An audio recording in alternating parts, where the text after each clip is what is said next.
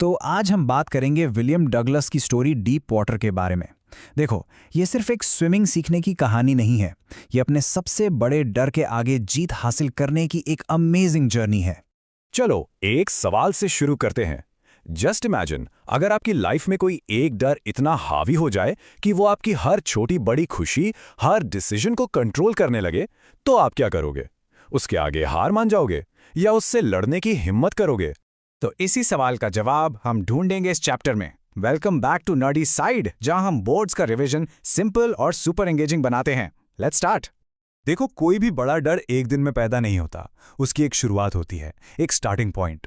ऐसा नहीं था कि डगलस पैदा होते ही पानी से डरता था। तो चलिए देखते हैं कि इस डर की जड़ कहां से शुरू हुई। तो बेसिकली डगलस के डर के पीछे दो मेजर इंसिडेंट्स थे। पहला, जब वो सिर्फ 3-4 साल का था, कैलिफोर्निया बीच पे अपने फादर के साथ। सोचो, एक छोटा बच्चा और एक जोरदार लहर आती है और वो गिरा देती है। पानी उसके ऊपर से निकल जाता है। उस दिन उसके मन में पानी की ताकत का एक खौफ बैठ गया। फिर जब वो 10-11 साल का हुआ, YMCA पूल में एक मिस एडवेंचर हुआ और इस इंसिडेंट ने उसके डर को एक परमानेंट एक्वाफोबिया में बदल दिया। मतलब पानी से एक एक्सट्रीम अनकंट्रोलेबल डर। अब हम बात करते हैं उस मेन इवेंट की, उस टर्निंग पॉइंट की। वो मिस एडवेंचर जिसने उसके मन के छोटे से डर को एक ऐसी आग बना दिया जो उसकी पूरी लाइफ को जलाने लगी थी। सीन इमेजिन करो, डगलस पूल के पास अकेला बैठा है, अभी भी पानी में जाने से थोड़ा डर रहा है। तभी एक 18 साल का हट्टा कट्टा लड़का, जिसे चैप्टर में बिग ब्रूजर कहा गया है, वहां आता है और वो बस मजाक मजाक में डगलस को उठाकर सीधा पूल के 9 फीट गहरे हिस्से में फेंक देता है। एक अजीब सा मजाक जो डगलस के लिए एक नियर डेथ एक्सपीरियंस बन जाता है। ओके स्टूडेंट्स, इस स्लाइड पे एक्स्ट्रा फोकस करना। ये लॉन्ग आंसर क्वेश्चंस के लिए एक्सट्रीमली इंपॉर्टेंट है। पानी के अंदर डगलस ने हार नहीं मानी, उसने प्लान बनाया। पहला अटेम्प्ट, जैसे ही मेरे पैर नीचे टच होंगे मैं पूरी ताकत से ऊपर जंप करूंगा, एक कॉर्क की तरह। पर वो बहुत स्लो ऊपर आया और उसे सिर्फ गंदा पीला पानी दिखा। सेकेंड अटेम्प्ट, उसने अपनी सारी बची कुची स्ट्रेंथ यूज करके फिर जंप किया, पर इस बार उसके लेग्स जैसे पैरालाइज हो गए थे, उन्होंने काम करना बंद कर दिया।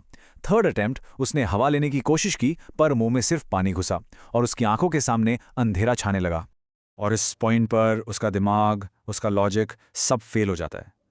ऑथर लिखता है, शेयर स्टार्क टेरर सीज्ड मी।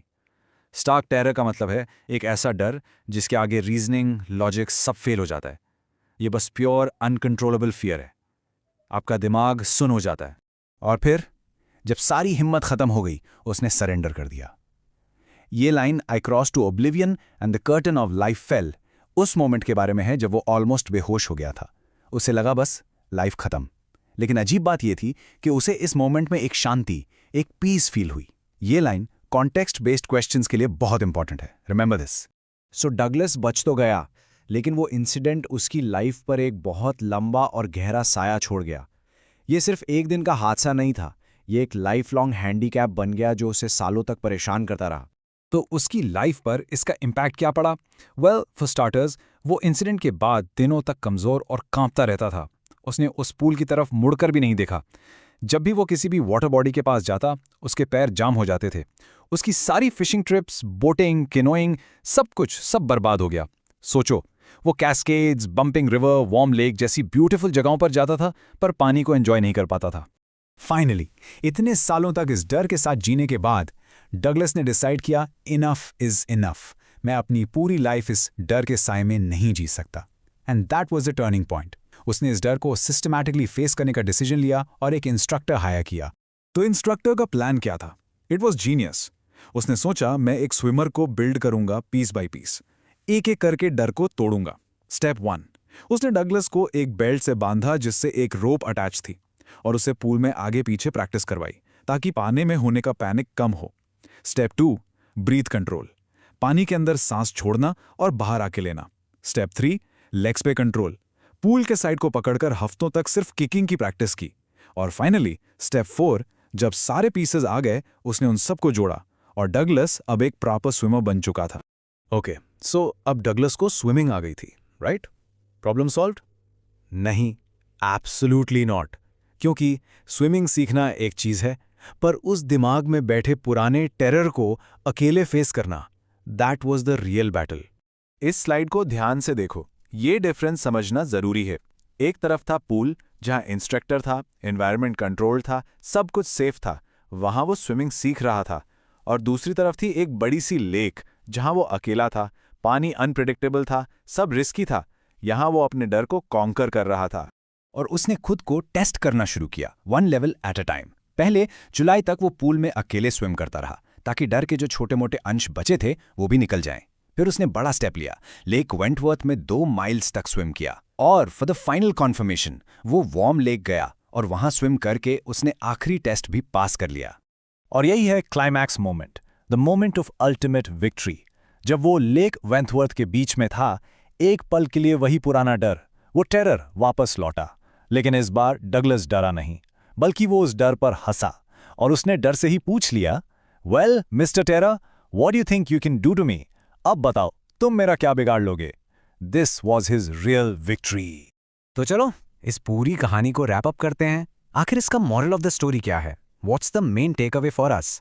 पूरी स्टोरी का सेंट्रल आइडिया प्रेसिडेंट रूजवेल्ट की इस फेमस कोट में छुपा है, all we have to fear is fear itself. इसका मतलब सिंपल है, हमें चीजों से नहीं, उस चीज के डर से डरना चाहिए। डगलस का असली दुश्मन पानी नहीं था, पानी का वो डर जो उसके दिमाग में बैठा था। सो द डीपर मीनिंग ये है कि डर बेसिकली एक साइकोलॉजिकल बैरियर है, मतलब एक ऐसी दीवार जो असलियत में नहीं, सिर्फ हमारे दिमाग में एग्जिस्ट करती है।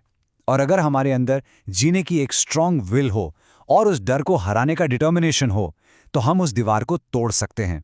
और जब आप अपने सबसे बड़े डर को हरा देते हो ना, तब आप लाइफ को और भी ज्यादा और भी डीपली अप्रिशिएट करने लगते हो।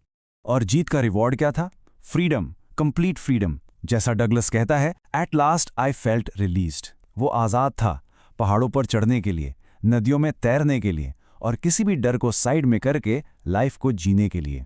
अच्छा, अब रिवीजन के लिए इस चैप्टर के डिटेल्ड नोट्स, सारे इंपॉर्टेंट कोड्स और एग्जाम के लिए इंपॉर्टेंट क्वेश्चंस सब आपको हमारे टेलीग्राम चैनल पे मिल जाएंगे। लिंक नीचे डिस्क्रिप्शन में है, so make sure to check it out. तो जाने से पहले एक क्वेश्चन आपके लिए छोड़कर जा रहा हूं। आपकी लाइफ का डीप वाटर क्या है? ऐसा कौन सा डर है जिसके आगे आप जीत हासिल करना चाहते हैं? सोचना जरूर।